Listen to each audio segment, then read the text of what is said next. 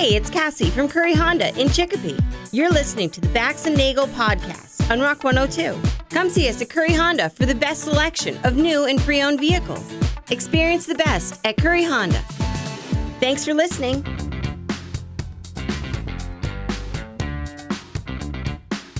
Rock 102, Springfield's Classic Rock. It's 5:33, and Tom Petty with Bax and Nagle on Rock 102.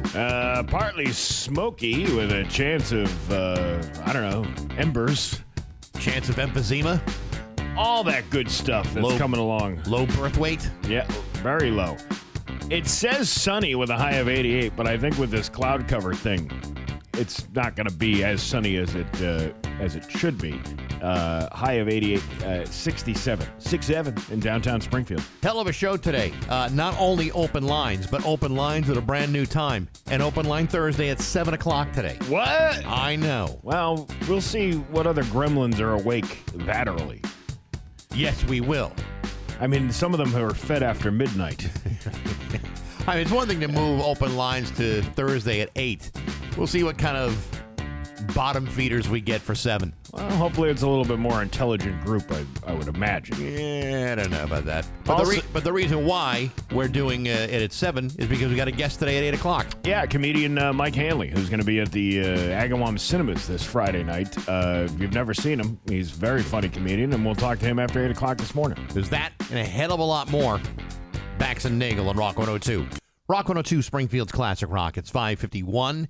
And Queen with Bax and Nagle on Rock 102. Gonna be a chimney fire out there today with a high of 88 embers from the northeast all the way down through the state, and a high of 6-7.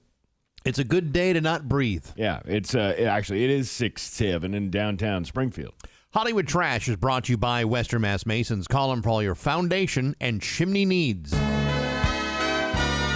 Somehow you still care about what's happening in Hollywood. So, from Tinseltown, 3,000 miles away, it's Steve Nagle's Hollywood Trash. You ever hear this guy, Howard Stern?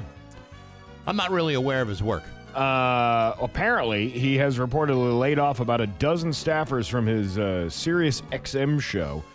According to reports, Stern plans to have just one new show per week after Labor Day. Why can't we do that? I have no idea. We're doing it the opposite way this summer. I feel like, yeah, right.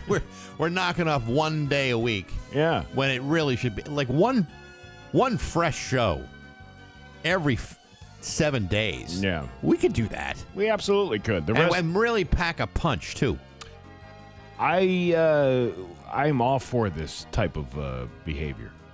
Yeah, the problem is he's going to get paid about 500 times more than we are to do significantly less work. Plus, we don't even have one staffer to get rid of, let alone a dozen. Yeah, listen, we just got the one staffer. We can't afford to let him go. The rest of the schedule is expected to be filled with classic shows from his extensive archive. You know how people complain to me when we go on vacation? They're like, again? With the best of? Which is why we're trying something new this week, which will hopefully be a good alternative to what we have typically done when we're off on these Fridays coming up this summer. I realize that Howard's got a big fat contract. Yeah. And, I totally understand that. But from the company's point of view, if you're only going to get one new show from this guy every 7 days, does that really justify that contract? Because you could be playing archive material 24 hours a day, which they practically do anyway now. But somebody agreed to that at that company, going, you know what? Okay, we have to honor what we agreed to. And here they are agreeing to it. Why would you... I mean, it takes two to tango in this whole thing. Oh, I totally understand. So, they could easily say, enough of this, but they're probably bound to these terms that if they do say that, then they're going to have to pay him a bunch of money anyway. I'll tell you this, it doesn't make me regret not renewing my 3 free months of the service when I got my car. I can't believe... Oh, you did not renew it. No. Yeah. I don't know why anybody is paying for that. Because you wind up... Listen, I had it for a while. Yeah. And I was spending all this money per month to listen to the same 3 stations every day. Yeah. It wasn't worth it. I won't out him, but we know somebody who was talking about how he has renewed his membership, and he was paying like $24 a month. Right. And then he's like, and then I got it for $6 a month. And I'm like, you probably could have been getting it for $6 a month all along if you had just called them and said, I'm canceling this. Yeah. You know, that's as easy as it is. If they're giving it for many people, they'll give it to you too. And here's a little insight. Yeah. If I may just draw the curtain so you can see the man behind it. Yeah.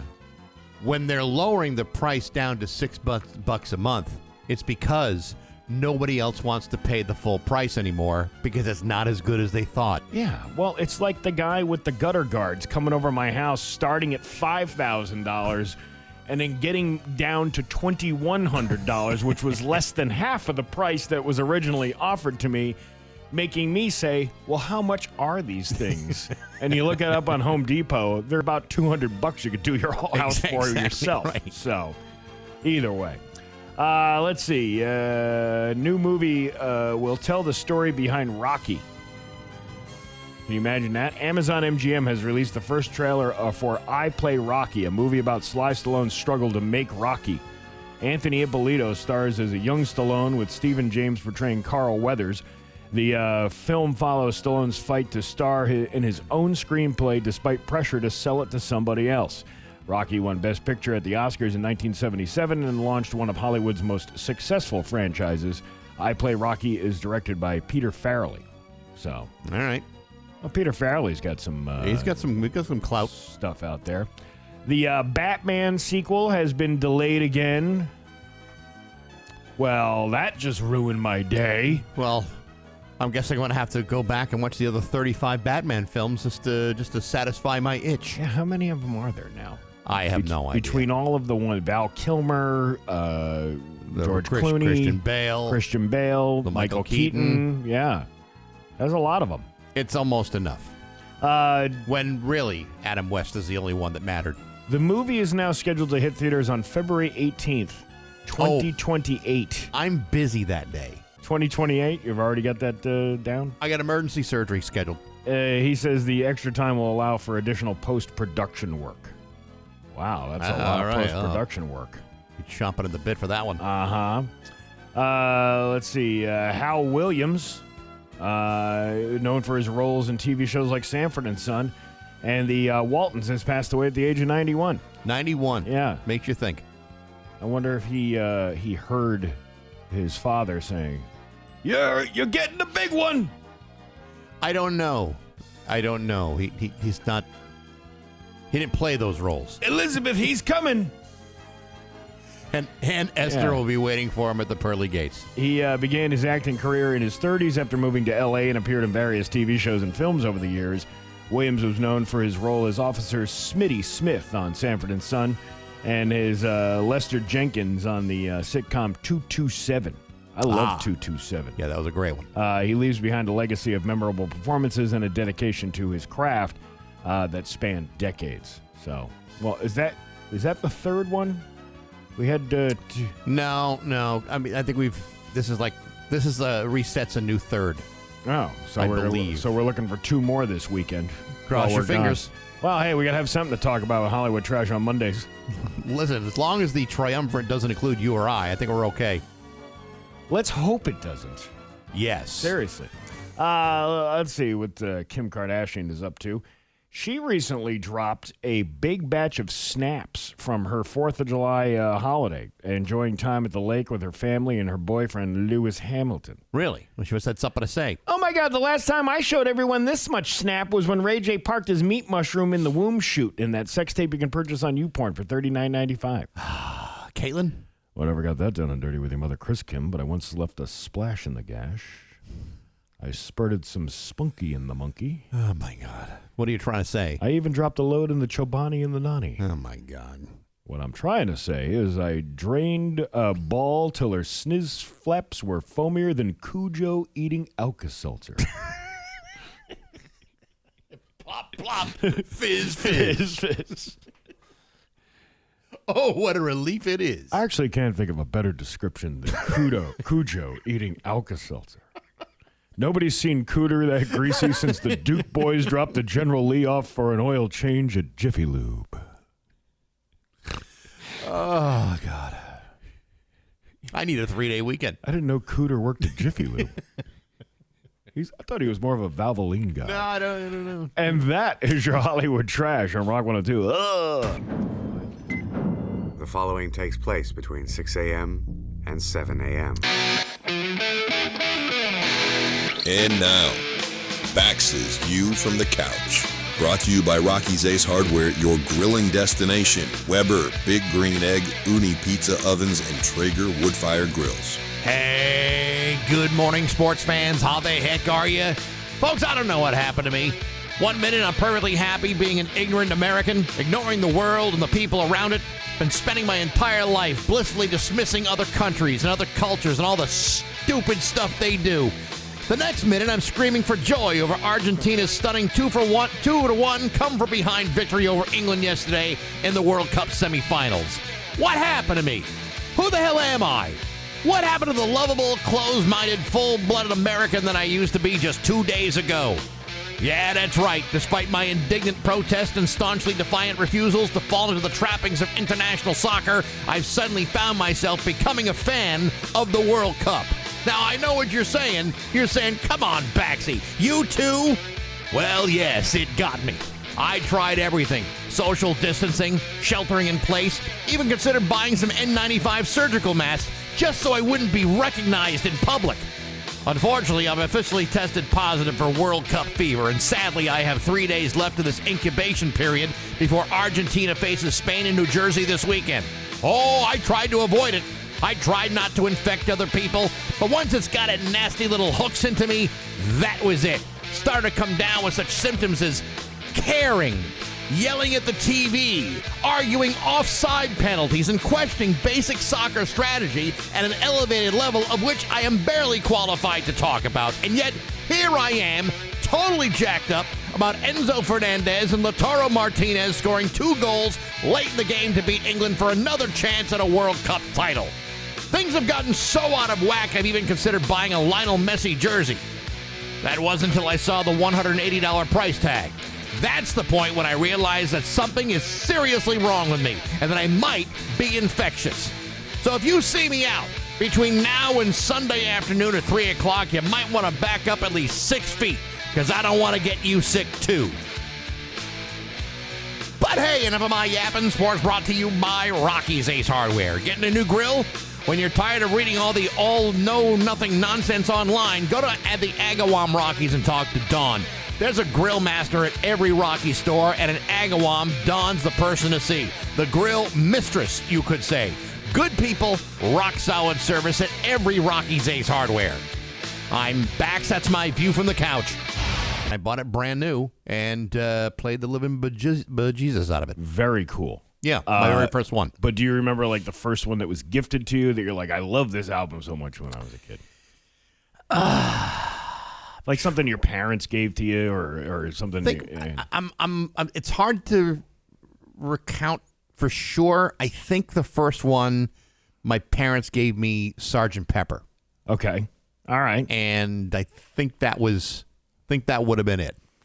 Ah, you tree-hugging hippie parents give you Sgt. Pepper, huh? Well, my parents were like slightly pre-hippie. They were still kind of that bohemian folk music type of stuff. You know what I mean? When I was 7 years old, I had begged my parents for a Walkman, right? Sure. So they got me a Walkman after begging. With cassettes? With a cassette. Nice. And that cassette was the self-titled album Weird Al Yankovic, right? Oh, yeah. And I loved that album. And I think at that age, I didn't realize that he was doing other people's songs. You just thought he was a great songwriter, but who was funny. Well, I was 7 years old. And then, as you age and you're like, oh, okay, well, this is, it was Hey Ricky, and he was doing the I Love Lucy thing back and forth, and it was Hey Mickey right. from Tony Basil, and then, another one Rides the Bus.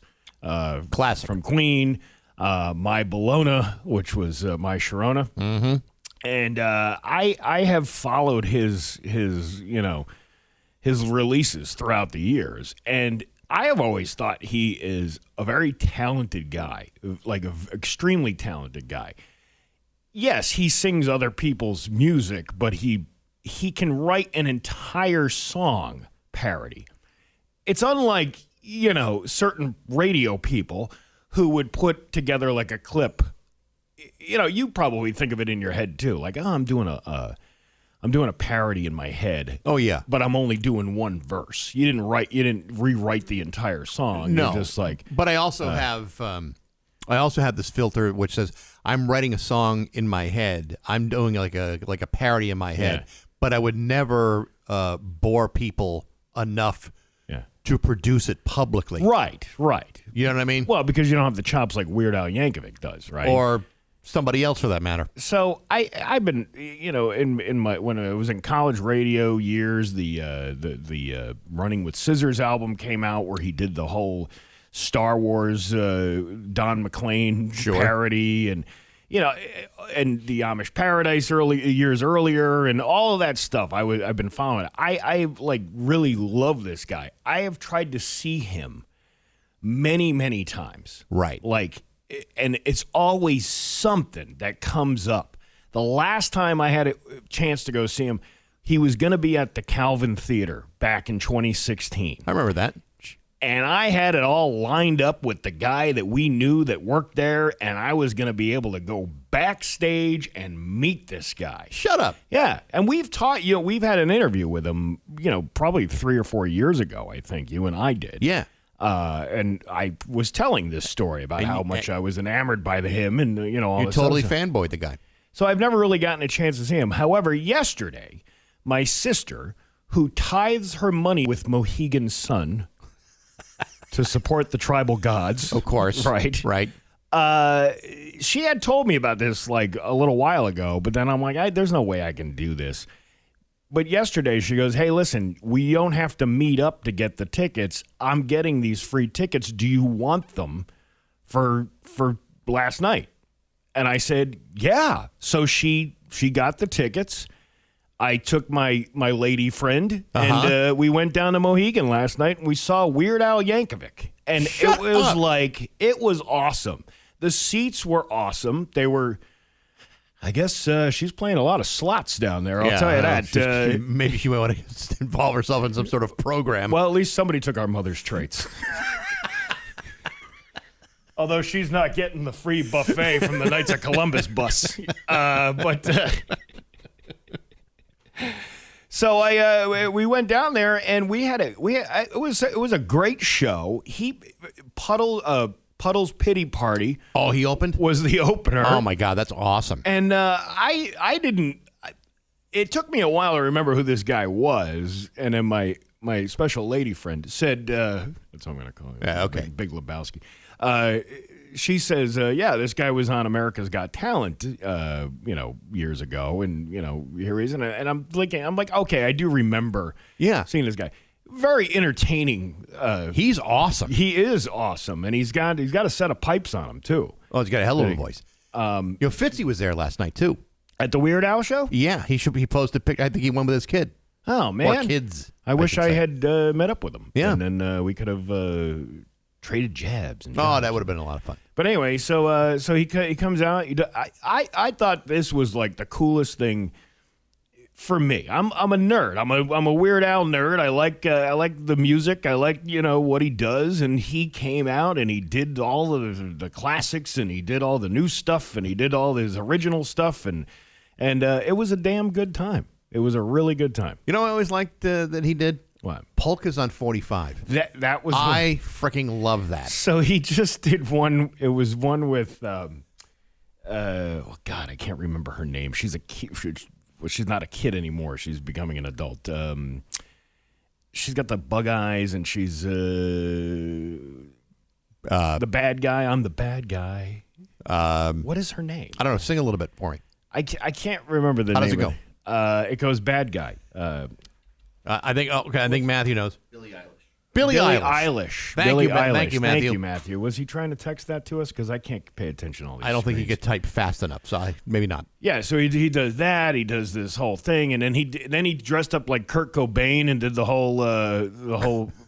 He didn't do the final Kurt Cobain call. That was call. the encore. Yeah, nobody rode shotgun that night. But he did the, and I don't know if this was him in the fat suit or not. He did the fat song. Remember the Michael Jackson Bad? Sure. He did the fat, and he comes out in the fat suit. They show the beginning of the music video from back in the 80s, and then he comes out on stage in the fat suit. But they never on the camera showed his face, and it didn't look like the person was actually singing along with the thing. So I don't even know if it was him or not, because that's a pretty elaborate costume to put on. Well, he can afford to hire people for the stage show, right? He can afford That's what I dancers mean. or so. Probably Yeah. an actor or something like that. Yeah. But what a great show. That's awesome. From beginning to end, and it was like one of those little like things I've always wanted to do, and I finally got to do it. It was a bucket list night for you. It was definitely a bucket list night, and I'm really happy that it worked out that way. And you didn't have to pay money to go see him. No, but Your now sister did, but that's different. Now I got to spend time with my sister Oh, as a geez. thank you. That was the caveat to getting these tickets. Yeah. I'll get you the tickets, but you're going to have to spend a weekend at my house. Oh my God, that's awful. You know what though? You know what my sisters are doing this weekend? What? They decided to get together, the three of them, and spend a few nights together in the Catskills as like a sister's trip. That actually sounds like a punishment more than a getaway. Yeah, and then they were trying to get my daughter to join them. Hey, you should come. You should come with us. Yeah. And I'm just like shaking my head. No. You don't want any part of that. Any part of that. I couldn't think of a. What are you worried about? Yeah, this kid's already bored this summer. Do you think I want to torture her more by sending her into the pits of hell with three people? Three angry women over the age of 55 who are still holding grudges from when they were 7? We're so glad you're here. Let us tell you about your father as a child. One of them pushed another one off the second-story deck and broke her arm over a bag of M&Ms when they were 12 years old. And it's that kind of pettiness that continues to this very day. It's called the Nagle love. That's what it is. Yeah. That's Anyway. good choice. It's 6:24 with Bax and Nagle on Rock 102. 27 with Bax and Nagle on Rock 102. I believe Sully should have the forecast. All right, well, that's cool. All This week on Baxi's Musical Podcast, my guest has been Paul Rappaport, the former vice president of rock promotion at Columbia Records. This is a really cool interview with a guy who has been involved in the careers of everyone from the Rolling Stones to Pink Floyd to Paul McCartney to Bruce Springsteen, Journey, Alice in Chains, Billy Joel, Judas Priest, hundreds and hundreds of bands and artists that he's been intimately involved with. Really fascinating. His book, Gliders Over Hollywood, is now out. Great read. Next week, my guest is Scott Fairs from the band Hollywood Stars. I've talked to Jeff Gerard from the Hollywood Stars about 2 years ago. Jeff Gerard was one of the original members of Tom Petty and the Heartbreakers. Scott Fairs was the lead singer of this band, whose backstory is absolutely amazing. This is a band that got screwed like you would not believe. In fact, two of their songs from all the way back in 1973 were poached by their manager and sold to Kiss and to Alice Cooper for platinum-selling albums. And their two first attempts at a debut album were put on a shelf and never released for 37 years. King of the Nighttime World from Kiss and Escape from Alice Cooper from Welcome to My Nightmare. That's their songs. And it's an amazing story. He'll be my guest starting on Monday on Apple Podcasts, Spotify, YouTube, and on the app, brought to you by Metro Chrysler, Dodge, Jeep, and Ram at Chicopee, and Rock 102 Springfield's Classic Rock. Very cool. Very cool. All right, you ready to laugh? Yes. Let's laugh. It's Bax and Nagle's Joke of the Day I'm funny how? I mean, funny like I'm a clown. I amuse you. on Rock 102, I make you laugh. Springfield's Classic Rock. We'll go with a classic today. You ready? Okay. A grizzly bear walks into a bar. He tells the bartender, "Make me a drink."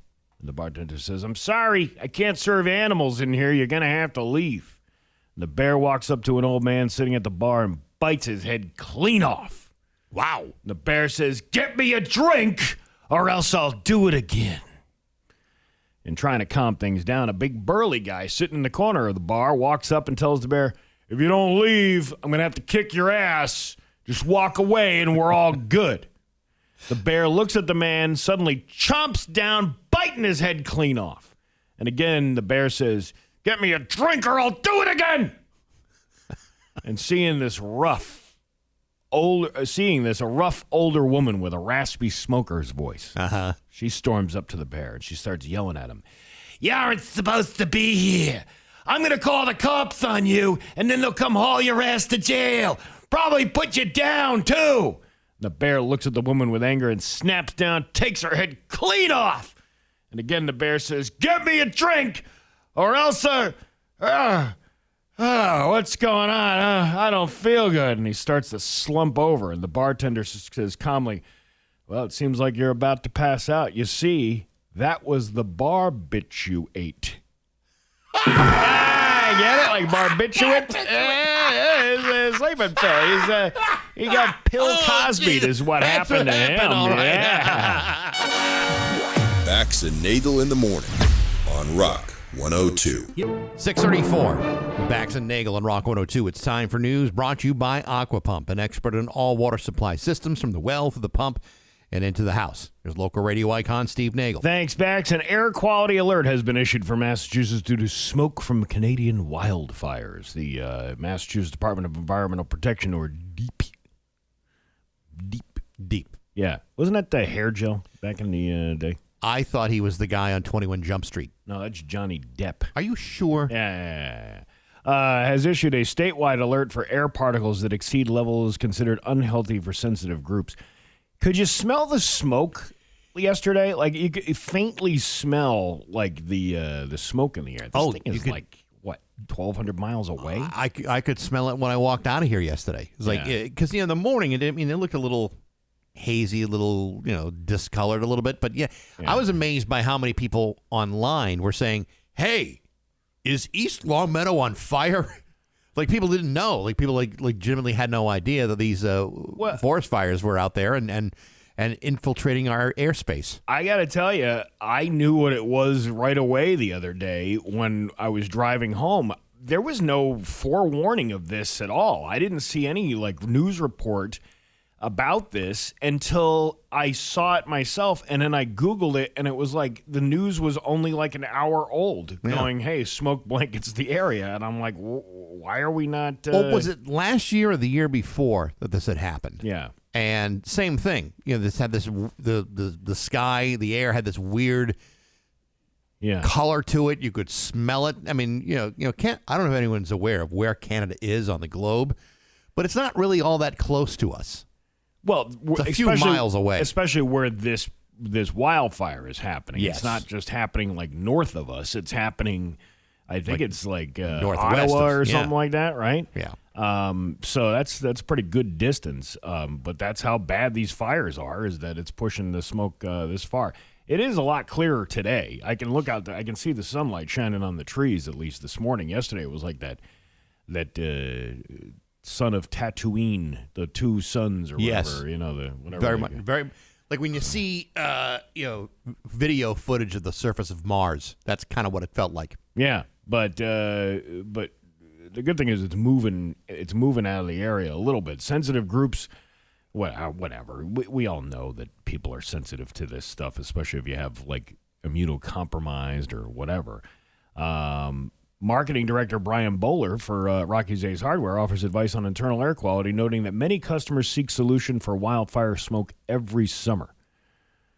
It would be a good solution? What?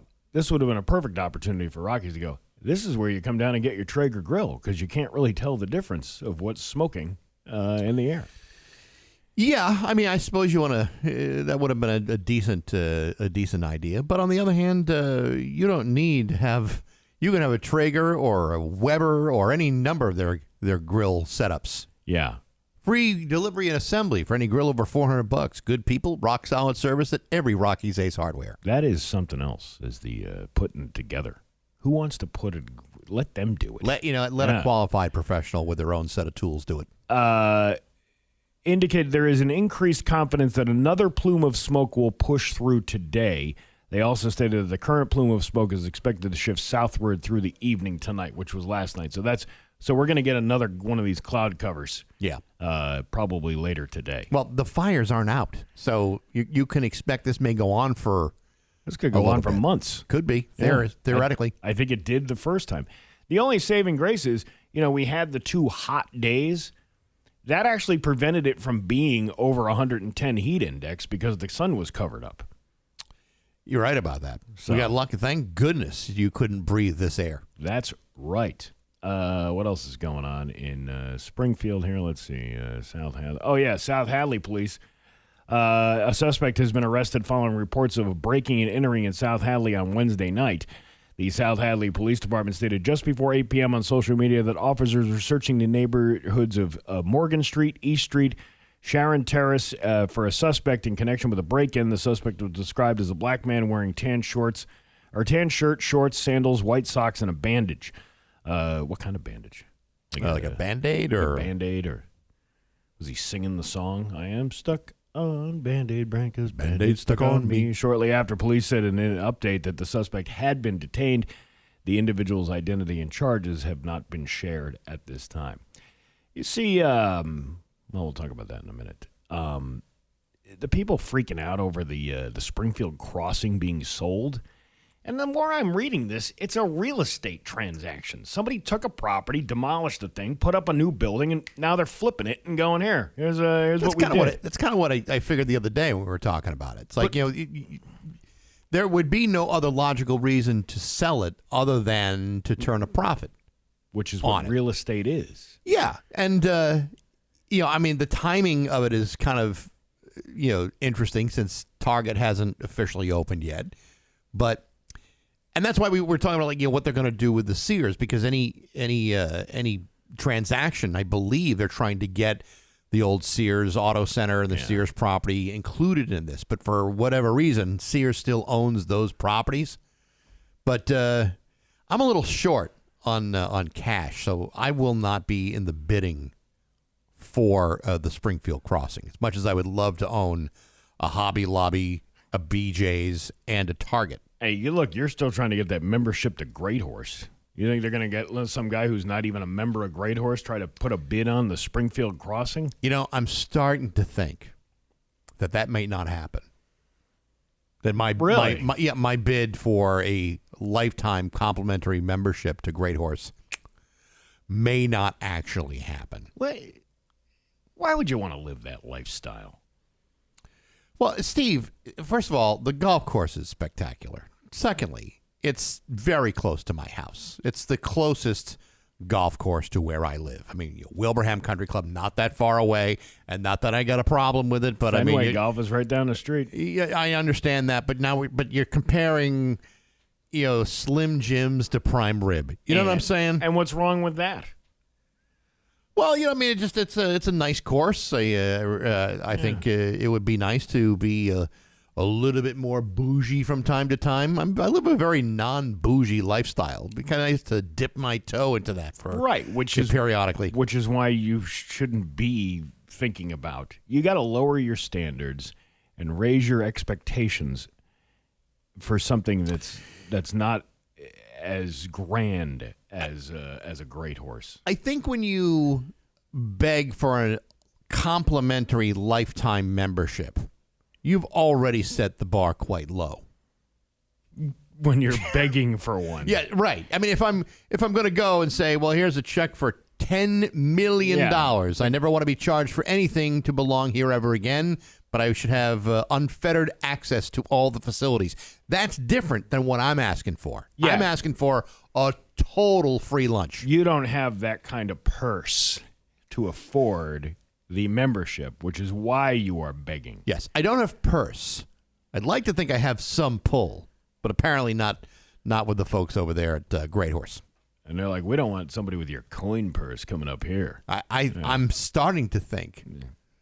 Because I know for a fact when I posted a video online about wanting to get this membership that one of the members of the family that owns Great Horse did like the video. Yeah. But that was not enough to actually offer what I was asking for. That's like people freaking out when a celebrity likes their Instagram post. Yes. And then never interacts with them Ever again. And even if you try to message them, they don't respond because that's not what they're interested in. Oh, bruh, he left me on red. Yeah, right, exactly. A Munson woman is facing multiple charges after Massachusetts State Police said she struck a Mass DOT worker on I-90 and allegedly left the scene on Tuesday night. Was that wrong? Yeah, probably. I got to plead ignorance here. Had I had known that this was unacceptable behavior, I might have taken a different route. I might have reconsidered my actions. According to preliminary information sent to 22 News from the Massachusetts State Police, here's what we read. A Mass DOT crew reported around 10:22 p.m. that a white SUV traveling eastbound on I-90, also known as the Mass Pike, if you didn't know that, Really? drove through a roadwork detail site set up in the left lane in Wilbraham. State Police said the SUV was operating without its headlights on when it entered the work zone. A DOT worker who was standing outside a work vehicle was struck by the SUV. The injured worker was taken to a nearby hospital and is expected to recover. Investigators said the driver continued traveling after the crash and was later found stopped in the breakdown lane a short distance away. Police arrested 35-year-old Daniel Droulard of Munson. She is charged with operating under the influence, leaving the scene of a crash and causing personal injury, negligent operation of motor vehicle, and slow down and move over. It's the whole thing. You know, they got commercials tell you to slow down, move over. There's a whole law written about it. In Palmer District Court, Droulard pled not guilty. The prosecution argued that she seemed confused and didn't remember getting into a crash when confronted by police. They also say officers described her as having heavy slurred speech and failing field sobriety tests. The Commonwealth said she later blew a .32. She needed the money.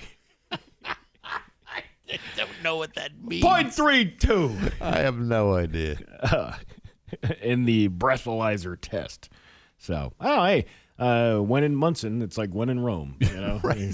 Well, you want to fit in. Yeah. You don't want to be seem like an outsider. Imagine that. You make it almost all the way home from wherever you're coming from to Palmer. And that's when you get tagged. And that's when you get tagged. That's the way it always is. Oh, man. Well, you had to have been coming from at least Sturbridge. Maybe, but I think most people that are pulled over within just a few miles of their final destination. Well, she made it easy for him. Yeah, they really did. Yeah.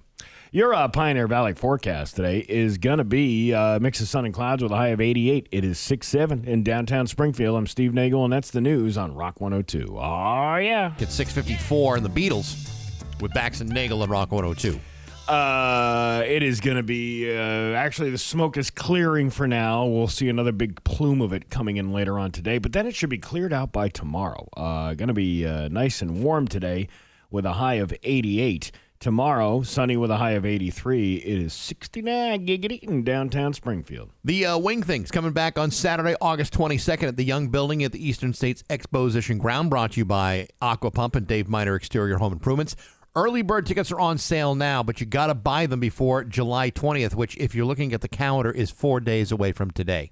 But your admission includes parking, wings of all kinds, hors d'oeuvres, yard games, live music from Now That's 90s, and a whole bunch of fun. It's the Wing Thing Tossed and Sauce by Log Rolling Catering.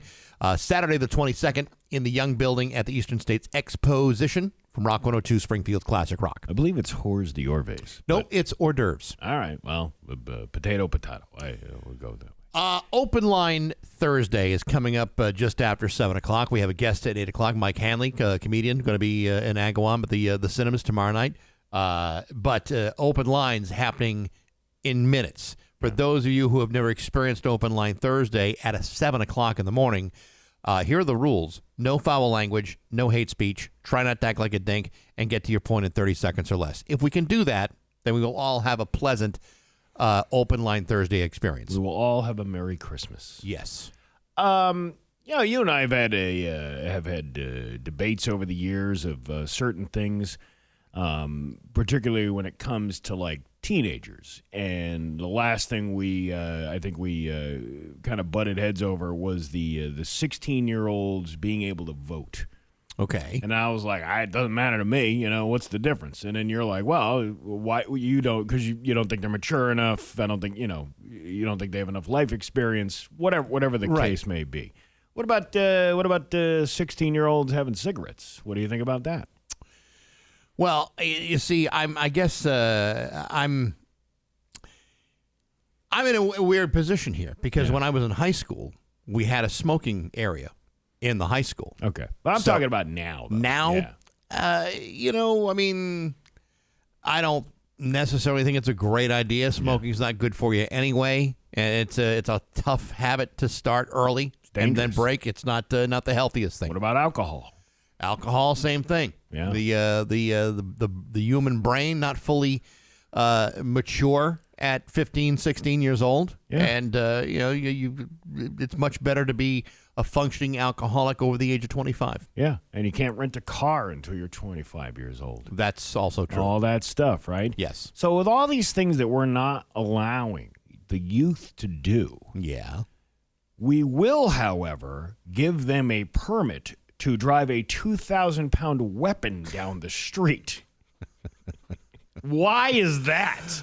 Why is it that we're not okay with, like, voting? Like, you can't vote. You're not mature enough. You can't smoke marijuana. You are not mature enough. You can't drink a beer. Who do you think you are? What about driving a 2,000-pound weapon down the street? Well, here you go. My kid is...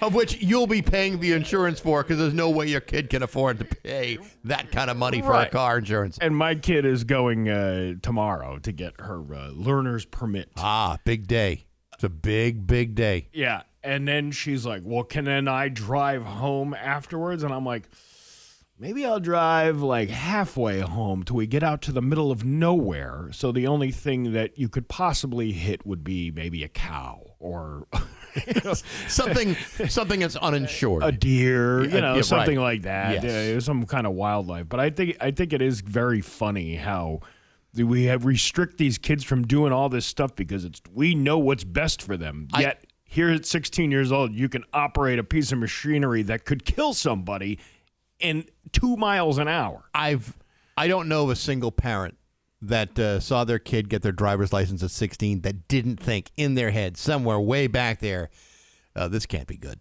This has got to be a colossal mistake. I've seen what my kid is capable of. My kid asked me, what should she do if she winds up hitting somebody? And I said, duh, you blame it on the cops that were inside the house. It's 6:59 to Rock 102.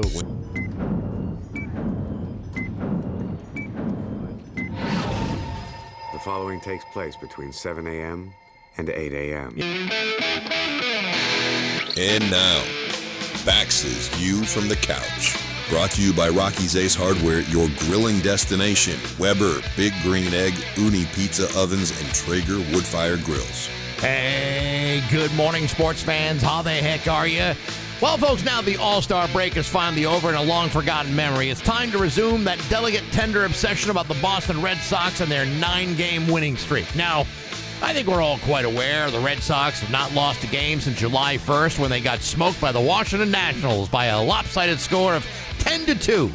That was, at the time, their second straight loss, which had broken up a 5-game winning streak. Of course, included a 4-game sweep at the Yankees. So now what?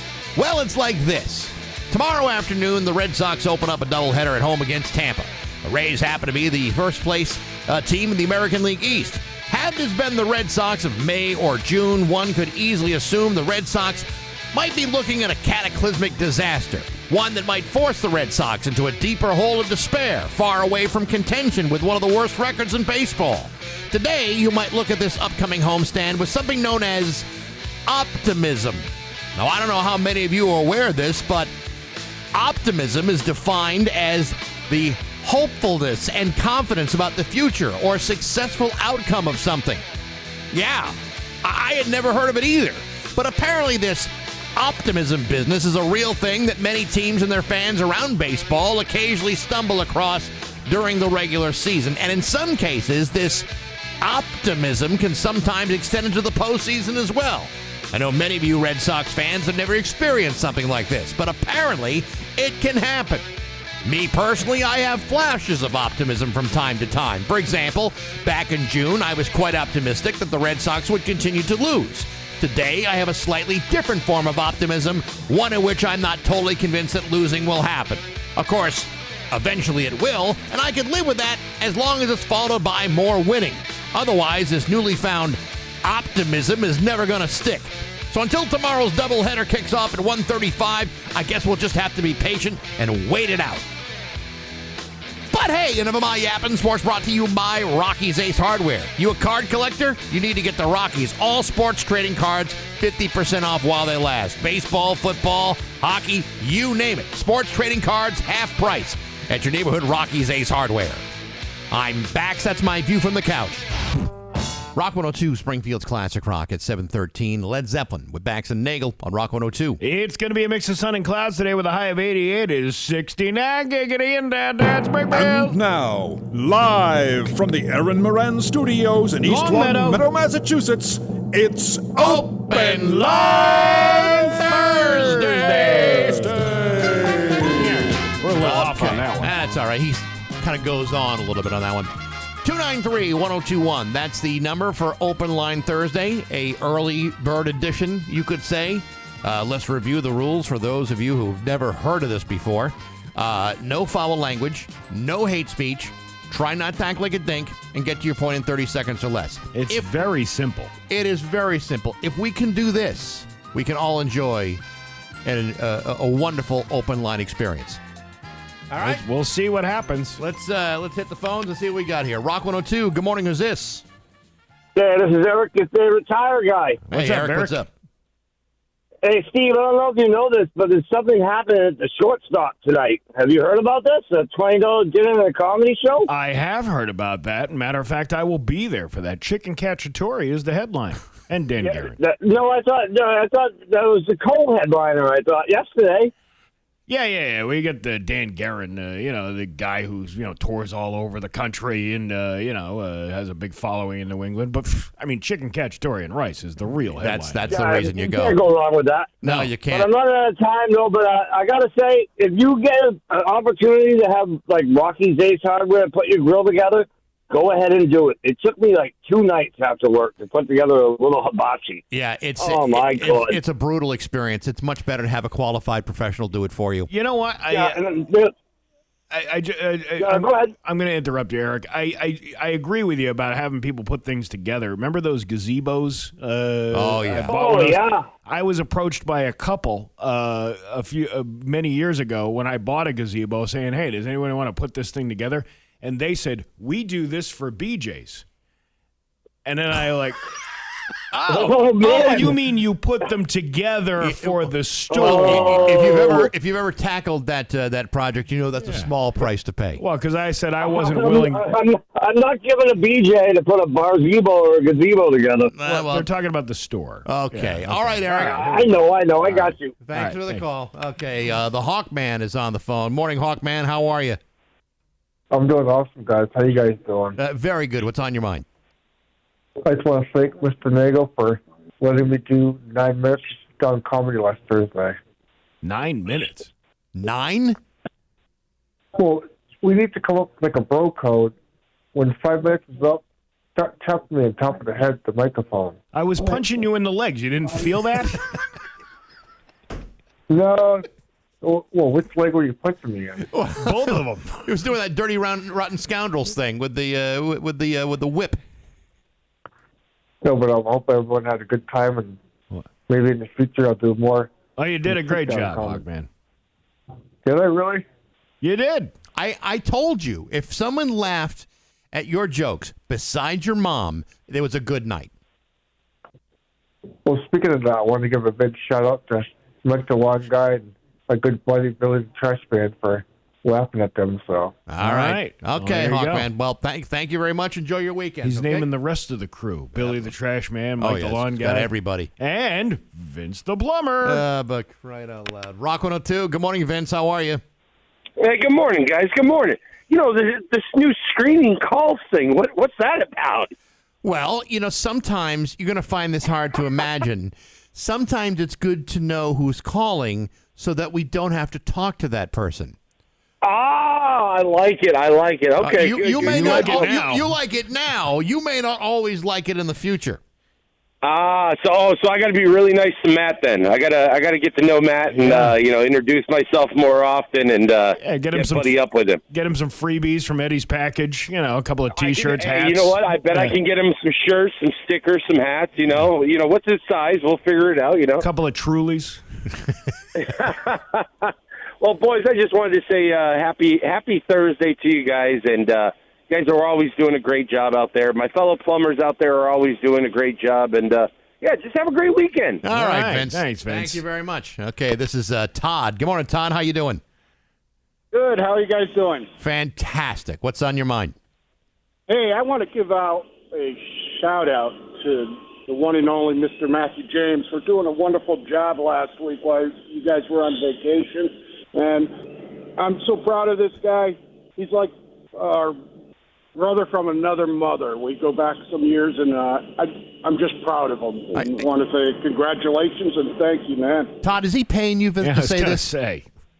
Oh, not at all. Not at all. Well, Vince the Plumber's got some T-shirts for you, too, sir.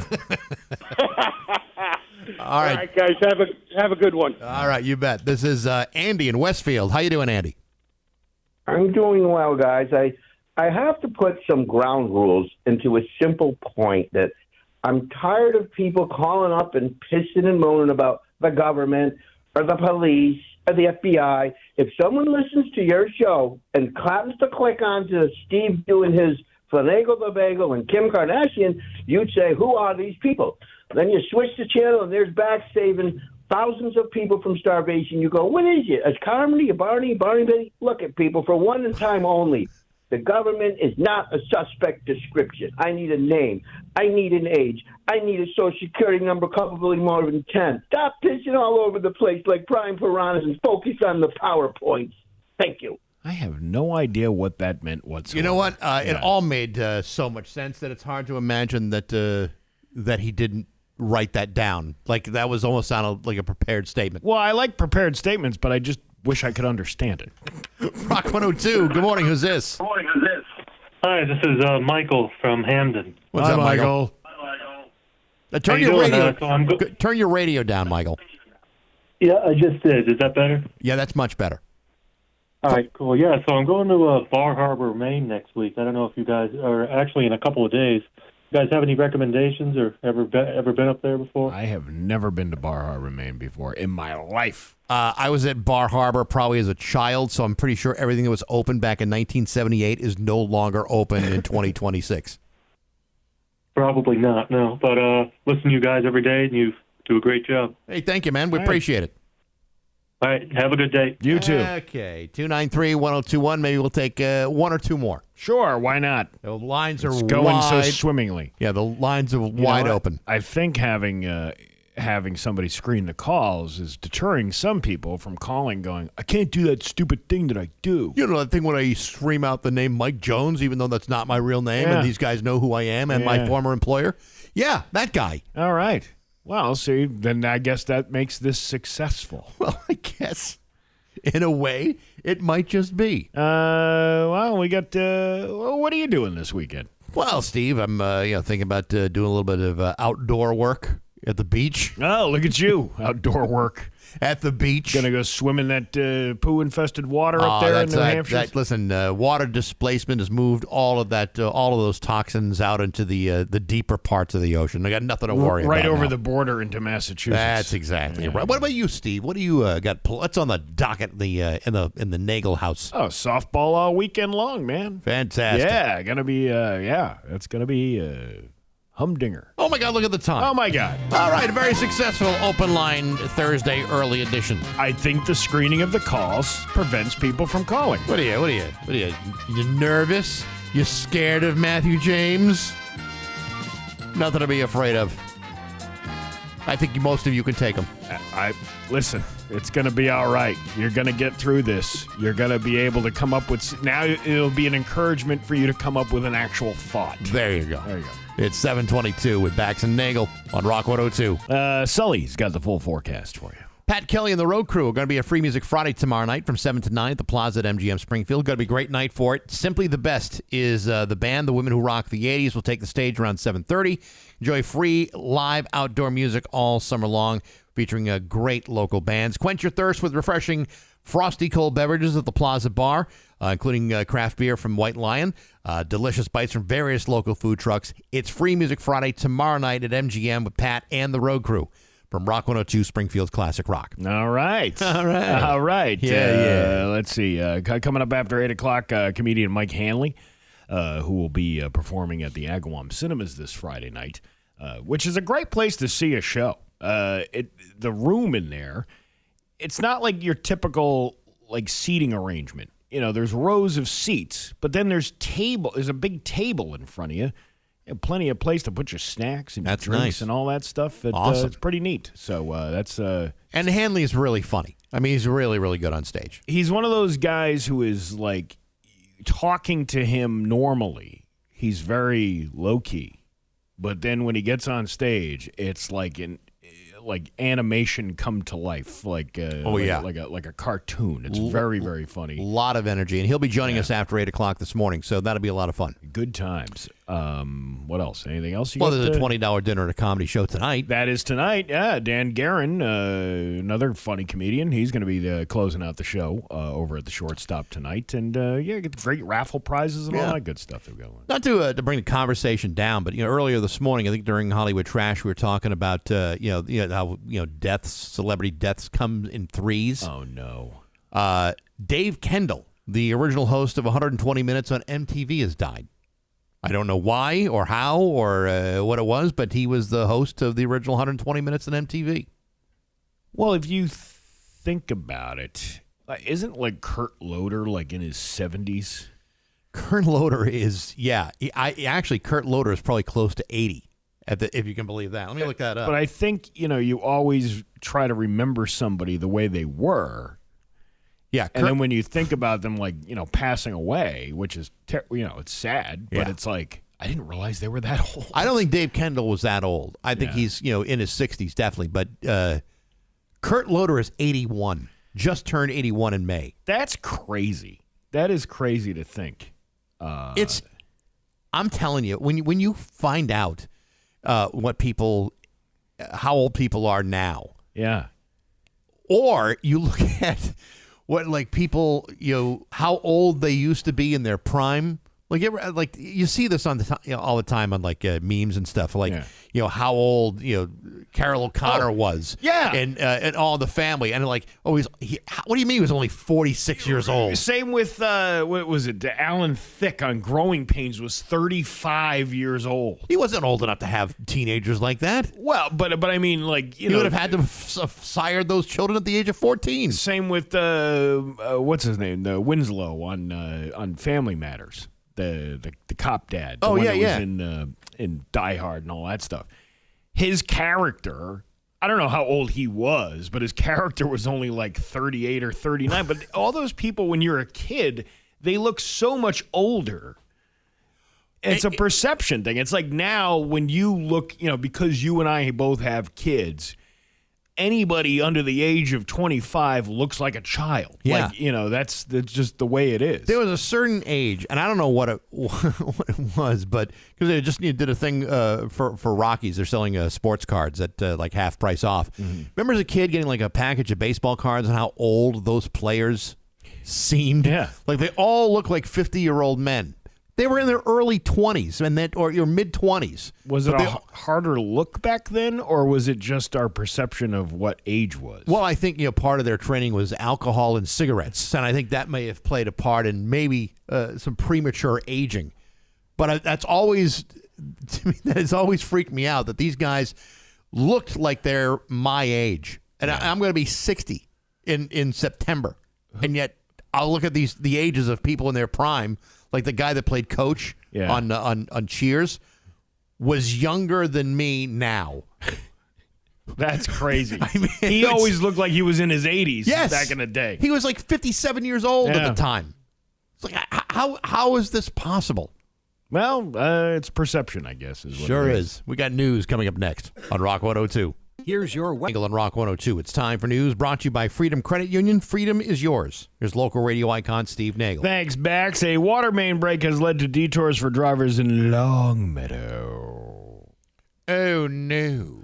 Longmeadow police said the break occurred on Longmeadow Street near the intersection of Meadowbrook Road, and DPW crews are currently on the scene. That was yesterday at 10:48 a.m. Yeah, I'm pretty sure it's cleaned up by now. And I'm not seeing a hell of a lot of activity. You know, we have a breathtaking view of the DPW building here in Longmeadow. And I have to tell you, I don't see a lot of hustle and bustle going on over there right now. Like everyone's all abuzz because of a water main break in town. Well, maybe they're just tired from all that cleanup yesterday. Maybe they said, hey, you guys, come on in after 10 o'clock. You know, you've worked hard today. I thought the pipes in Longmeadow were filled with, like, cheese fondue or, something bougie. No, that would clog the pipes. This is something, like a... Caviar? I would say probably more like a vintage wine. Oh, yeah. Like, I don't know if it's like a sparkling or... Like a Cabernet. Something like that, yeah. Yeah, or I can see that long before I can see like a cheese fondue. That would clog up your plumbing.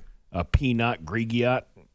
Yeah, right. That one. Yeah, right. I'll tell you what though, if they could get if there were a way to have like a cheese dip come through like the plumbing. Yeah.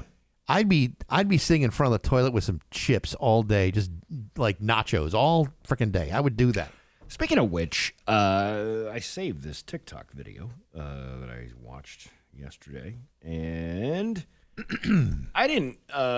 This thing called the Pumper from back, I guess, in the 70s or the 80s. The Pumper. Yeah, it was one of these things. It's a box, and it's like a keg, and you put whatever liquid you want inside of it, and then you tap it, and you serve it up for your family picnics. Why not just get the keg? The Pumper. Did you bring the Icy Light Iron City Pumper? I guess it's beer. Oh, okay. This was the original, now that I just rewatched original it again. beer ball. Yeah, the Coors Light Party Balls. Remember the Coors Light Party Balls? When I was young, before Coors came into this area. When you were young and your heart was an open book. You know you did. Yeah, you know I did. Yeah. It was the Matt's Party Ball. Matt's Party Ball. It's Matt's was the kind of beer that makes you say, man, I'd almost rather have Coors. It makes you need a mat for the mess that you're going to leave That's afterwards. exactly right. I remember the Coors Light Party Ball up until they discontinued them back in mid 90s. I think they got rid of them. Yeah. But I remember going to this kid's house who's like, you ever knew that kid like in high school who always had older siblings that were party animals before you came along? Perhaps. You know what I mean? Yeah, you know who I'm talking about. You had somebody like that. Maybe. This guy was Seth O'Brien was his name, and he lived on the lake up when I was in Syracuse. And you go to the house, and the fridge would always be filled with beer, and they had lighting. Decorated their yard. It was all empty Coors Light Party Balls that they put light bulbs inside of. They cut the top off and then put them up. It was actually very cool. Wow. Because they look like little buoys, like little lit up buoys in the thing. Oh, you want to decorate your place, make it look nice? Absolutely. Of course, if you're decorating with party balls, empty tapped out party balls, yeah, maybe decorations are really not the most important thing in your life. Probably not. Maybe like a recovery program of some kind, a 12-step thing, maybe. Yeah. Taking a personal inventory, what have you. What have you? I like what have you. Did you ever have the mini kegs? These the little Heineken ones? The little tiny ones. Yeah, the little Heineken ones. We used to get those all the time. Yeah. Because they were kegs for personal use. I was more into the I can only afford Genesee Ice tonight. Oh, yeah. Kind of, when you can spend $1.75 on a 6-pack. Yeah. That's a good night. I remember when I turned, it was some birthday, and I'm trying to remember which one it was. It was, I have a friend, and I'm not going to name names, but he is a judge. What's his rhyme with? I'm not going to say. But for my birthday, he bought one of those mini kegs of Heineken. I hadn't seen one of those mini kegs since college. Yeah. And hard to believe, but the judge and I finished it, I believe, by ourselves. Really? Maybe one other guy, because it was Heineken. That's a good quality beer. If you like skunk urine. Well, perhaps I do. Anyway, I had it from a mini keg. I couldn't believe it. It's fantastic. Oh, all right. It was like a real throwback to a younger age. The younger me would have been deliriously happy over a birthday gift of a Heineken mini keg. I remember going to Canada for the first time years ago for a comedy competition thing. Yeah. And all of their cans, they sell them in quarts. It's quarts of beer. Yeah. Like, you can't buy a regular bottle of beer. It's a quart of beer. The 12-ounce anything doesn't exist in certain parts of Canada. No, it's 32 ounces. When we used to go up to Montreal, Bobby Booya and I would drink Records Red, and it was always a big, gigantic, oversized pint. Right. It's the only size you could get. You couldn't get a small one. You had to get a big one. And he and I got a lot of big ones. Good times. Oh, those were fun times, me and Bobby. A bell that has rung every hour for more than 170 years is now at the center of a debate in the small Hampshire County town of Williamsburg. Who's ringing the damn bell? The Haydenville Congregational Church has been around since 1851. Now, while some believe it's helpful and a tradition, others say the ringing has taken a toll when it comes to getting a good night's sleep. Last Tuesday, the Williamsburg Select Board received a complaint from Mike Ames, who has lived in Haydenville for about 8 months. He lives feet away from the church on High Street. Ames says the chimes during the middle of the night have woken him and his 4 children numerous times. He says he doesn't want the chimes to stop entirely, but would like to silence them between 10 p.m. and 7 a.m., which he says is a rule under a Massachusetts noise ordinance. What year did they start this? 100 and something years ago. 170 years ago. Wow. Okay, so 170 years. Excuse me. Hold on. 170 times 24, right? Yeah.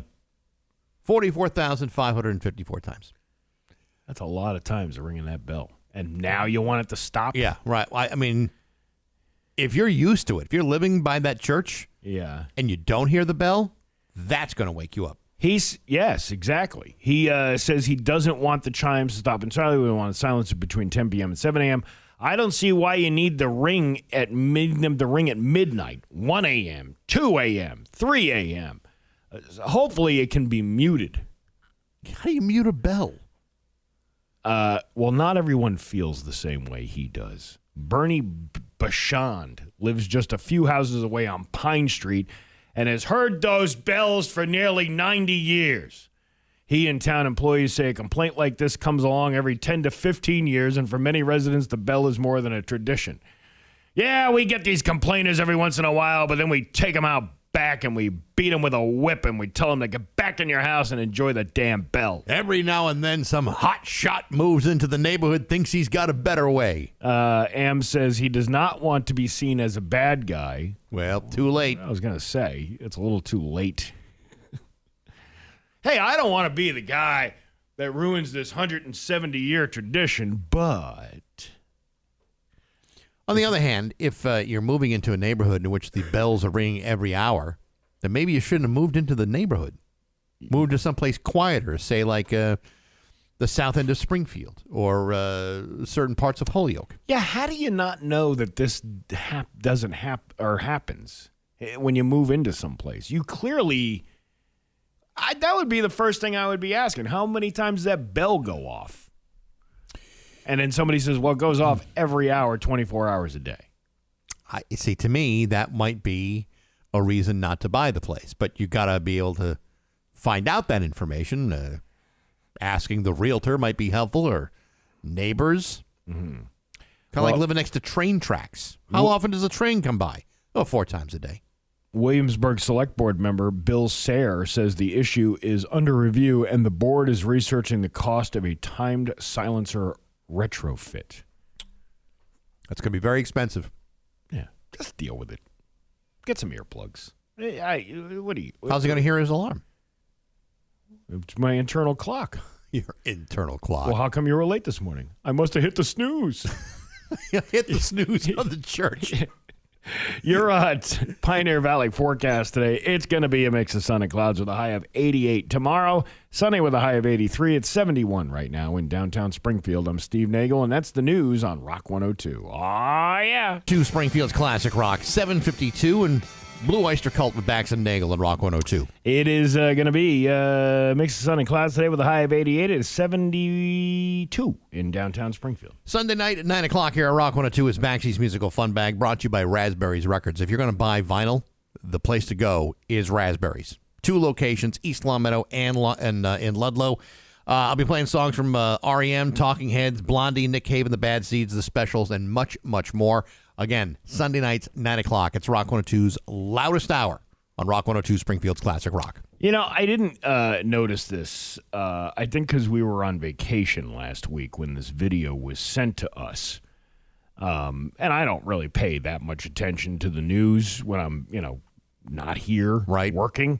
And the only reason I saw this is because this person wrote in and said most church bells are electronic now. We were talking about the guy complaining about the church bell going off after 10 o'clock at night and waking up his whole family. And it's like with the trains. You mentioned the trains.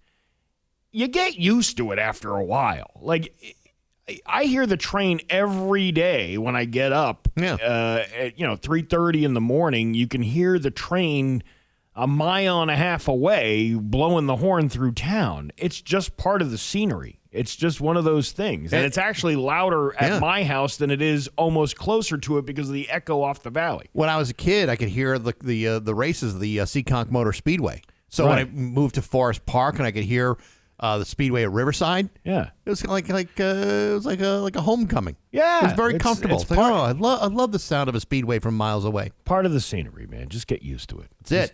Just accept the bells. Anyway, this guy writes in and says most church bells are electronic now, but then the previous text is a video from July 9th. It's a raccoon climbing up the side of Bay State Medical Center, and the Springfield Fire Department seemingly trying to catch said raccoon in a basket, to which they miss it, knock it off, and the raccoon goes falling to the ground, to which the camera operator who is inside the hospital turns the camera away like it's like a 9/11 jumper. Yeah. Going off the side of this thing. And the caption of the video says, Springfield Fire Department 2, Raccoons 0.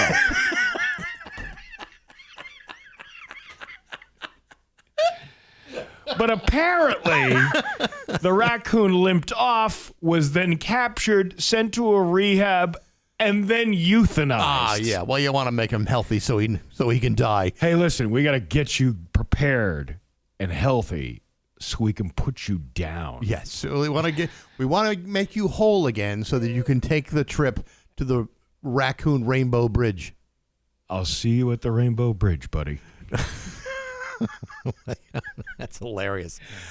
Comedian Mike Hanley is going to be at the Agawam Cinemas tomorrow night, along with you and Marty Caproni and some other folks too. Going to be a great comedy show. If you've never seen Mike Hanley, definitely worth checking out. Yeah, he's very animated. He'll be on the phone with you. He'll talk. He'll entertain you. I don't like to build people up and then have them be just like a complete disappointment. No, that's our job. We've had plenty of those people. We've got loads of those. Remember that one guy who never would respond to a question? Hey, tell us about your comedy. So, what's going on this weekend? Nothing. Yeah. Man, whatever happened to that guy? I don't know. But he really filling up the seats. I'm sure. Yeah, he's filling a seat somewhere. Playing to an audience of one. Well, your mom's an audience. Well, right? yeah, Dad's well, an audience. there's that, sure, too, yeah. right? I'm sure there's a family picnic somewhere. He's telling jokes. Oh, my God, look at the time. It's 7:56 on Rock 102. 102 Springfield's Classic Rock. It's 8:11 and Bon Jovi with Bax and Nagle on Rock 102. Mix of sun and clouds today with a high of 88 at 72 in downtown Springfield. You know how much I despise the state of Rhode Island. Yeah, right? I know. I can't agree with you on that one, but go ahead. I was there last week enjoying the sights and smells of beautiful Coventry and Warwick. But not everything that comes out of that state is bad. Matter of fact, one of the best things to come out of Rhode Island is the guy that's on the phone with us right now, comedian Mike Hanley. Good morning, Mike. How are you? Hello. I will not take offense to the Rhode Island comments, but I'm happy to be here. There's something about it that's not. Everybody says you gotta try the Dell's Urinade and the Soggy Dogs. Listen.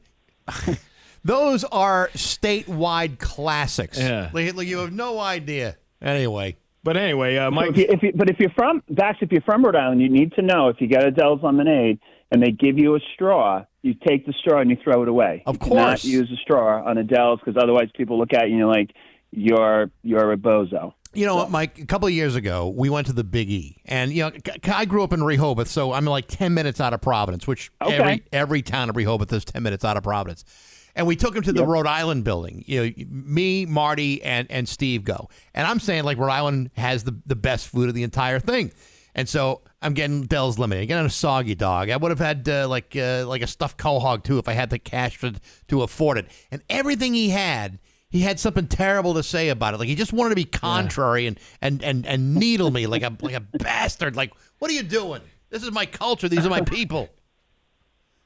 Hey, I roll down the windows every time I drive into Rhode Island because I live in Mass now. But every time I drive my wife crazy. I roll down my windows and I'm like, breathe the air. It's just a little bit better in Rhode Island, and she questions why she married me. Listen, Speaking of marriage, my friend from Rhode Island, his kid.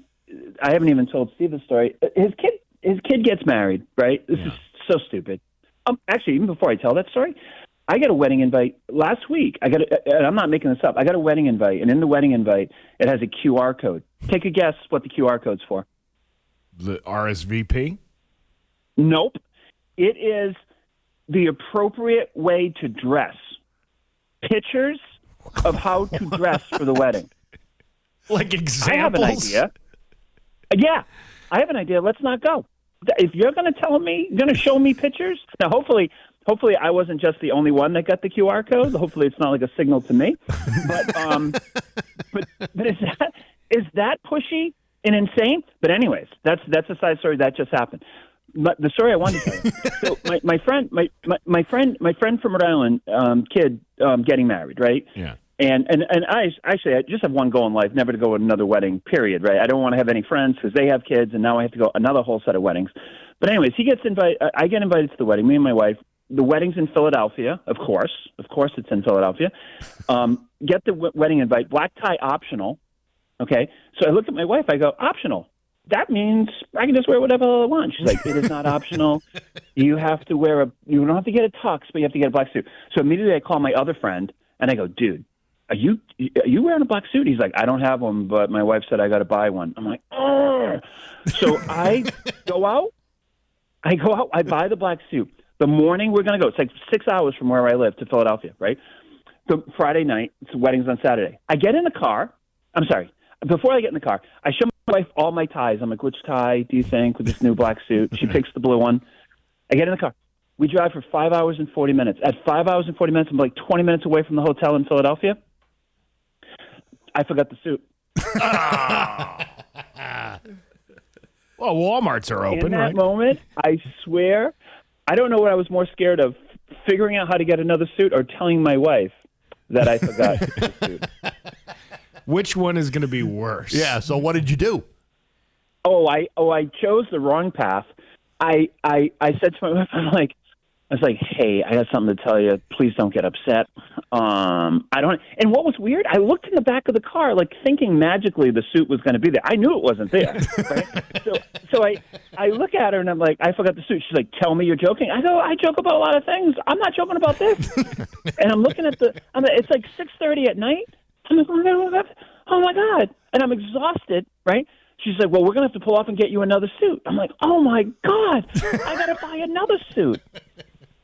So we cut off the exit and we bought another suit. But what was the weirdest part, the funniest part was before we got off the exit, I called my friend, right? Not the friend who's getting married, the other one, right? I called my friend. I go, dude, you're not going to believe this. I forgot my suit. I hang up the phone and I swear my wife wanted to kill me. She's like, first of all, I don't mind that I married an idiot, but not everyone needs to know that I married an idiot. I kind of agree with it. Some things are meant to be kept private. But but it was a great story, Steve. It was a great story. I had to tell him one. And then, oh, my God, she was so pissed at the wedding because everyone found out. And, even the bride and groom came up, and they're like, hey, nice suit. I'm like, oh, yeah, nice suit. Nice suit. Two suits. How much you want to bet, though, that there was somebody else that also forgot their suit, but unlike you, decided to keep it quiet? No, Bax, here's the craziest part. We get to the wedding. We sit down at our table. There's 4 guys. Guess what? One guy had a gray suit. Yeah. One guy had a blue suit. Yeah. And I'm like, I even said, isn't there a bouncer here? We were all supposed to have black suits. And the one guy looks at me and goes, dude, it was black tie optional. Yeah, what does that even mean then? You're right. It's like, do I not wear a tie, or do I have my choice of whatever the hell I wear? Seems to me I would go with what you were thinking. I looked it up. This is how geeky I am, because I wanted to defeat my wife on what it meant. The black tie optional means that, like, they're telling you you should wear a tux or a gown, but if you don't wear a tux or a gown, you need to wear something very dark. And guess what? The 2 guys at my table, they just knocked down the optional word and wore, like, they look like freaking. Anyways, yeah, very, very frustrating. And now I own 2 black suits. I haven't needed. I mean, I guess I said to my wife, "Hey, the positive is when I die, we don't have to buy another suit. We're ready." Unless she's halfway to the funeral home and goes, I forgot that suit that I put him in. Oh, my God, he's naked in the casket. Wait a second. Here's a more interesting question, Mike. How many times have you Google checked your wife for facts? Quietly, probably a few times. Outwardly, like, I'm scared of her, so I probably not so many outwardly. But, yeah, I really thought optional meant, I don't know. But I don't know what's worse. Is black tie optional worse or a QR code? I'll be honest with you. I think the QR code is very tacky. That's excessive. Yeah. Oh, very. My wife goes, well, I guess that's like 2026. I'm like, well, I guess it's pretty freaking stupid. That's what I think. I would say so. Now, what were the examples of the clothing that they were showing you that you needed to wear? Yeah, so it was like very, very formal. I scrolled down looking for a black suit because you know what? I'm ready. Yeah. So there was like all these formal stuff, and then I am not making this up. At the very end, it was like here are examples what not to wear, and I'm like, what? I feel like showing up like in a Hawaiian shirt and be like, hey, my email was down. I don't know. I didn't get the memo. I don't have a QR code reader, so I didn't know. Yeah. I thought it was optional. And then I said to my wife, I said, do you think, because it's our kid's, our son, our friend's kid's son. I said, do you think it was him? I said, I've never gotten that vibe from him. And she was, no, I think it's the fiance. I'm like, well, he's marrying the wrong person because this is pushy. This is ridiculous. Yeah, but you remember when you married Mrs. Hanley way back in the day, you probably agreed to a bunch of stuff you would never normally do as a man. I know. Yeah. I know. My friend Roger called me up. My friend Roger got my friend. I'll make this super quick. My friend Roger, he got set up by his uncle. Like an arranged marriage, like in like somewhat today's world. Yeah. He was supposed to meet 3 girls. He met the first girl, and the first girl's girl was loaded. And he was like, yep, I'm not even meeting the other two. And then he called me up. He's like, I'm giving up cigar smoking. I'm giving up video games. I'm like, what are you talking about? He's like, oh, these are the rules. I gotta lose 20 pounds. I'm like, what? It's like survival of the fittest, you know? Yeah, right. Yeah. Now, Seriously, do you think it's tacky? It wasn't that bad for me. Mike, do you think, again, this is Mike Hanley on the phone, do you think it's tacky if, let's say this marriage doesn't work out and they file for divorce, but they get the papers with a QR code? Do you think that would be tacky? Maybe that's how you ask for divorce. You just say, hey, I got something to tell you, but if you could just scan this first, and then it just says, screw you, I'm out of this. I want the house. Put a big QR code on the garage door. Yeah, let everybody take a stab at it, right? Comedian Maybe Mike. this is it, though. Maybe the three of us just aren't hip. Maybe this is the way of the world, that you're going to get QR codes for everything. Before I go, I got to tell you this one other story. So I just thought about this when I was in Philadelphia, right? Yeah. I had such a bad night. I buy the second suit, and I said to my wife, I'm like, look, let's just get a pizza. I couldn't make this up because I'm not this good a writer, okay? I go, my day's horrible. I go to get the pizza. I actually pulled in. I saw the place. I didn't even call. I saw the place. I pull in. It was really close to the hotel. I pull in. I go in. I order the pizza. The guy's like 25 minutes. I'm like, okay. So instead of waiting there, I go out to my car. I sit there. 25 minutes. I go back in. The guy hands me the pizza, and it's on the steel dish, like the steel plate, right? Yeah. And I said, oh, I'm sorry. I didn't say takeout. The kid looks at me, and he goes, yeah, we don't do takeout. What kind of pizza place does do takeout? At this point, I thought I was on a reality show. I was like, what? And he goes, yeah, man, we don't do takeout. And I said, well, what am I supposed to do with this? And it was a large pizza. I go, what am I supposed to do with this? And he goes, yeah, we just don't do takeout. So then I go, well, what if I can't finish? He goes, well, we got to-go boxes. I'm like, oh, my God. See, I would have just laid out the jacket of the new suit you bought and put the pizza inside of that and wrapped it up and dragged it out of the restaurant. Seriously. I took one bite of the pizza, and I looked at him and I said, oh, hey, man, I can't finish. And he's like, all right, let me get a couple of boxes. Comedian Mike Hanley is going to be at the Agawam Cinemas tomorrow night, Friday, 7 p.m. show, $20 in advance, $25 at the door. You can buy tickets at agawamcinemas.org. Mike, we appreciate the time this morning. We're looking forward to doing the show with you tomorrow.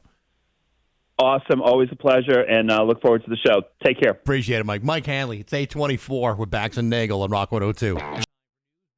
Skip's Outdoor Accents, the outdoor store for sheds, garages, pavilions, and outdoor decor. Always on sale. Agawam and in Sutton, Mass. Here's local radio icon Steve Nagle. Thanks, Bax. Violence and gunfire broke out at a charity motorcycle event at Cadillac Ranch on Wednesday night, according to police. They plan to provide an update on the investigation 9 a.m. this morning, so we're about a half an hour away from that. Officers said they found a 25-year-old man who suffered from a gunshot wound to the torso around 7 p.m. He remained in critical condition as of this morning. They said a 44-year-old man was also taken to the hospital from an assault. Police described the event as a charity bike night where proceeds were meant to benefit St. Jude Children's Research Hospital. It included music, food, and drinks. They said the shots rang out about 1 hour into the event. An eyewitness told Channel 3 that a fight broke out before she heard the gunshot. People leaving the area said that someone opened fire in the parking lot. Due to the size of the crowd and severity of injuries, police say they activated their Blue Plan, which brought in additional departments and the state police to the area. They said they are looking into what led up to the incident. That's terrible. It's awful. Especially at a charity event. Cadillac Ranch, that place has been... I'm actually surprised that's one of those places that's still open after all these years, because how popular is the country line dancing still today? It never really went away, Steve. Are you sure? Oh yeah. I mean, if I could line dance, I'd go there. If you could turn back time. Yes. If you could find a way. Yes. You'd take those lessons. I would take those lessons. Those things. Yeah. Well, Terrible story. It is a terrible story, and I can't believe that happened right there in Southington. A brawl breaking out at a ranch, a roadhouse. Roadhouse. A Florida woman was not happy with the license plate she recently received. The numbers and letters she received have a risque message, and the plate has become a topic of conversation at her retirement community where the opinions are split. And I didn't know I was getting a plate, Nancy Del Strito said.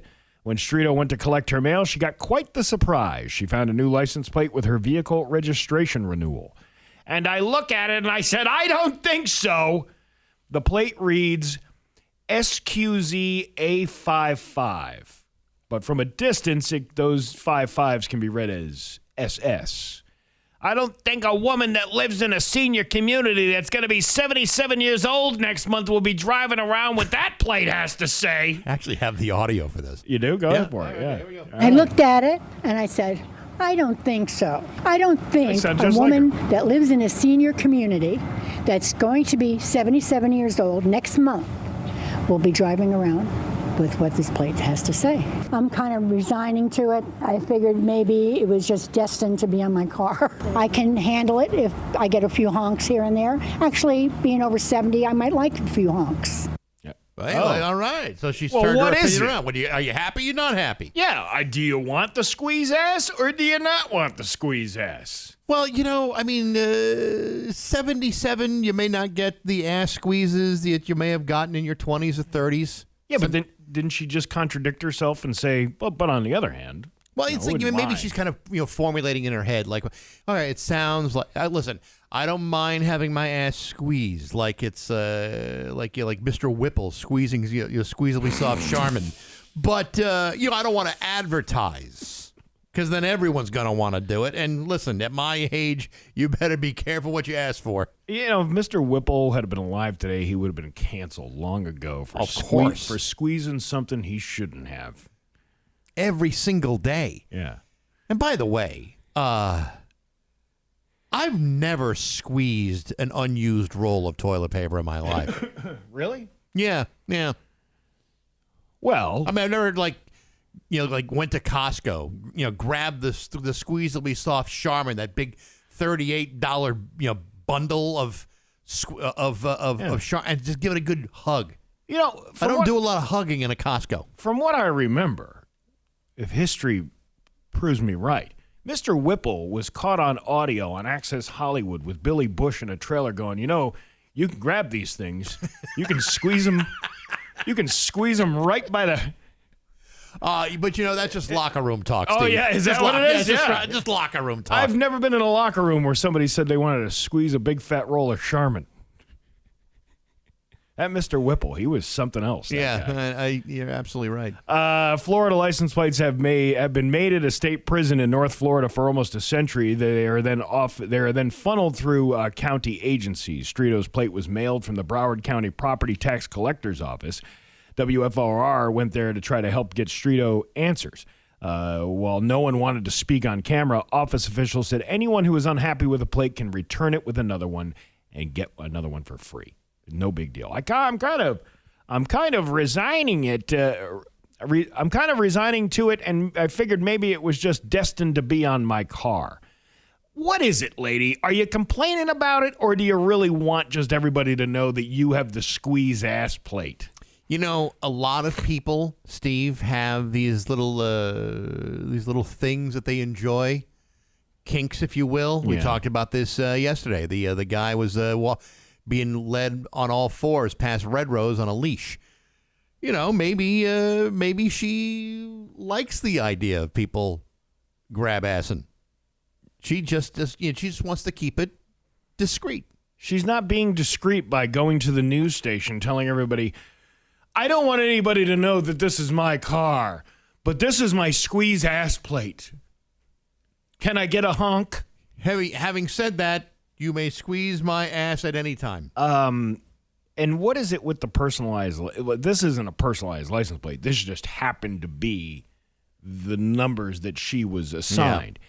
But Connecticut seems to have or maybe it's just because there's more cars down in Connecticut. They seem to have a lot more vanity plates in Connecticut than I've seen anywhere else.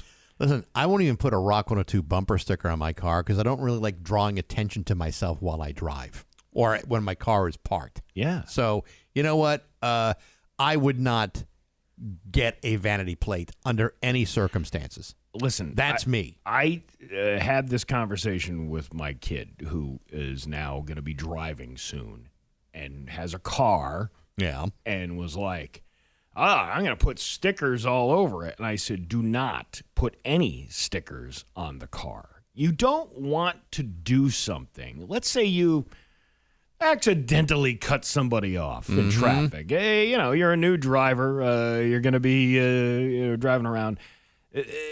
You don't want to be identifiable, so identifiable that's the kid. I already know that car. That's the one with the with the "Honk If You Love Jesus" sticker on the back. You don't want to make it easy for police to track you down. Right. Yeah, you don't want to put the "Bad Cop, No Donut" sticker on the back of the car. Exactly. That is something that will draw attention to you. And negative attention, not the kind of attention you might want. Like, say, for example, you had a vanity plate that said, "Please squeeze my ass." Yeah, well, I mean, if you're 77 years old, maybe you're looking for that kind of thing. Maybe. Yeah. But thank goodness it's going to an adult and not someone who's a minor, underage. I think you should get the squeeze ass license plate number. I don't think so. Nobody wants to squeeze Mike Bax And Nagle's I ass? don't want people touching my ass in any way unless it's some sort of for a medical reason. All right. You want to make an appointment after the show? Well, not an appointment, but saying like an emergency room visit where something has to be dislodged. It happens. I've read stories. I just saw a video about that last week. It was like an ER nurse going, "Listen, you don't have to tell us how this thing got up your butt." And she was showing all these different items. Right. Let us just take care of it. Don't feel the need to explain how you got it in there. We're just there to get it out. They don't need a lot of yap. They just need to know what's in there and what they got to do to get rid of it. All right, Bax. Imagine calling 911 and only one firefighter is available to respond. For months, that was the reality in Hadley. Now that is changing. Western Mass News has been looking into what a newly passed tax override means on your family's safety. For months, if you called for help in Hadley, there was a real chance only one firefighter was available to respond. On Wednesday, the town is taking steps to make sure that never happens again. The Hadley Fire Department has been running lean for years. A failed budget override left the department short-staffed and at times with just one firefighter on duty. But this past spring, voters approved a Proposition 2.5 override, giving the town the funding it needed to start rebuilding. What it does now is it'll allow a two-person response for the calls that we'll be going to, so it's actually better for crew safety. They actually have somebody to be working with. That's according to Hadley Fire Department Acting Chief Robert Flattery.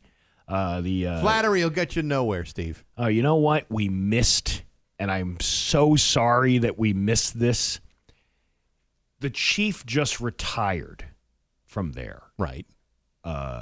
Spank Neville! Spank Neville! And I apologize for not answering that in a timely fashion. They were looking, I guess, last week for the audio of us talking about Spank Neville! Well, you do it better with that. Spank Neville. No, with the Mr. Spacely, like... Spank Neville! Yeah, there you go. Yeah, that kind of thing. So congratulations to Chief Spank Neville. I guess... You're going to be retired, not working with that one employee you had for so many years. Yeah. But now that he's retired, will he still get that T-shirt? Yeah, I think he will. What does that say again? I don't remember. What does the T-shirt I may say? be retired, but I'm still a full-time pain in the ass. There you go. Classic. I was thinking about that, and this is like I want to say posthumously. That's when somebody's dead, though, right? Yes. Yeah. Well, after the fact. Yes. Once I saw that email, and I'm like, oh, man, I wish I had made something for this man's retirement party, because I guess it was over the weekend.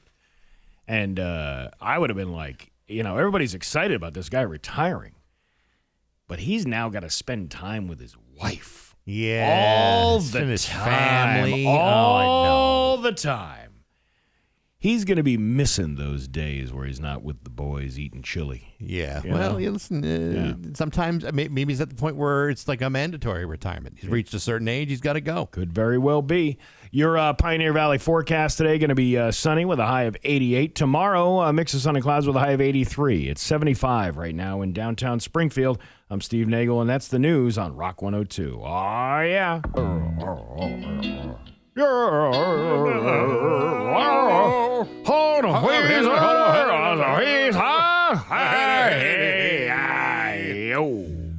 Rock 102 Springfield's Classic Rock. It's 8:51, and Pearl Jam with Bax and Nagle and Rock 102. Sounds like that's what he's got stuck in his throat there, Pearl Jam. Yes. It's what the weather. Whatever. It's 75.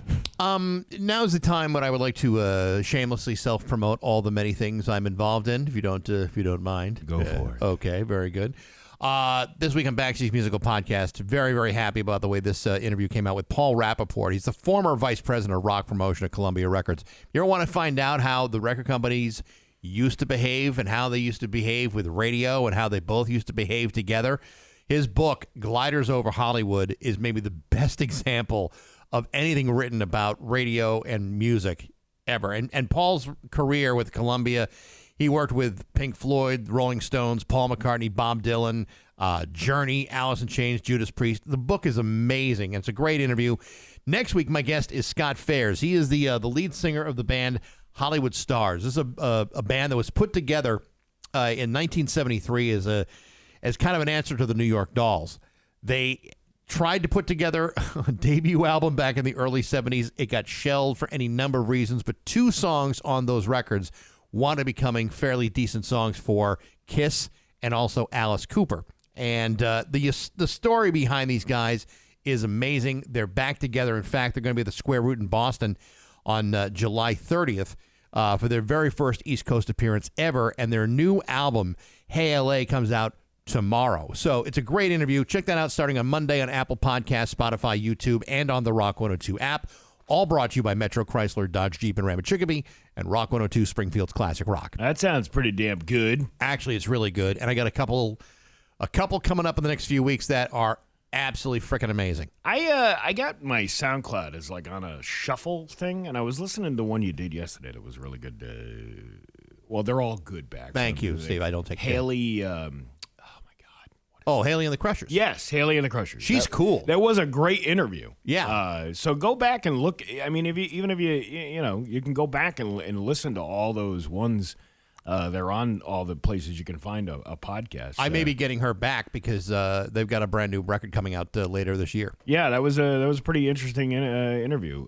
Again, they're all good. I don't think every interview has got an interesting story. So even if it's a band that you may not know, somebody new or whatever, the stories behind these bands and either how they've succeeded or how they've failed, always interesting. So yeah, always check it out. Even if it's a band you may not know, maybe it might be a band you may wind up liking. That's right.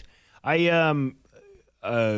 told the story earlier how I finally got to go to a Weird Al Yankovic show last night, which was awesome. I was just talking to Fitzy about it via text because he was there.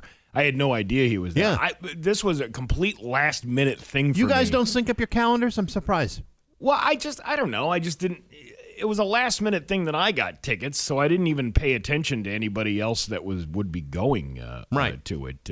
But what a great show! I mean, the guy puts on a great performance, and he does costume changes in between these videos that he shows, and a lot of it is like footage from the UHF movies, the old Weird Al Yankovic show that he used to do, and he's doing these fake interviews and all that stuff. And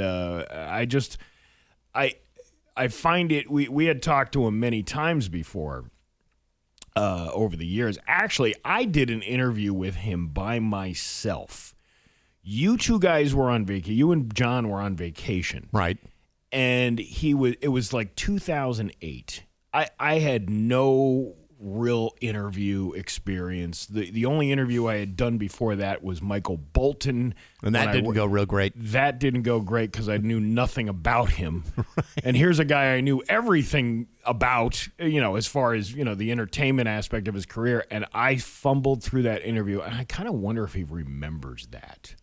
I'm sure he probably does not. He's had he's done a number of interviews where were horrible. I'm going to guess most of the interviews he's done are probably terrible. So now, like when he's out, he doesn't do a lot of interviews anymore for that very reason. Yeah, we tried to get him on for this last tour that he was on, and he didn't want to do it. And I understand that. I mean, you're answering the same dozen questions over and over again, and if you're a terrible interviewer, then it's so uncomfortable. Yeah.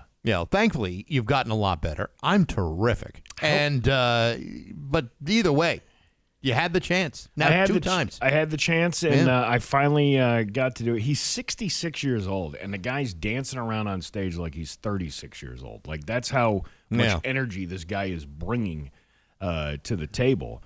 And, you can dismiss it as like, oh, he's just, singing other people's, songs.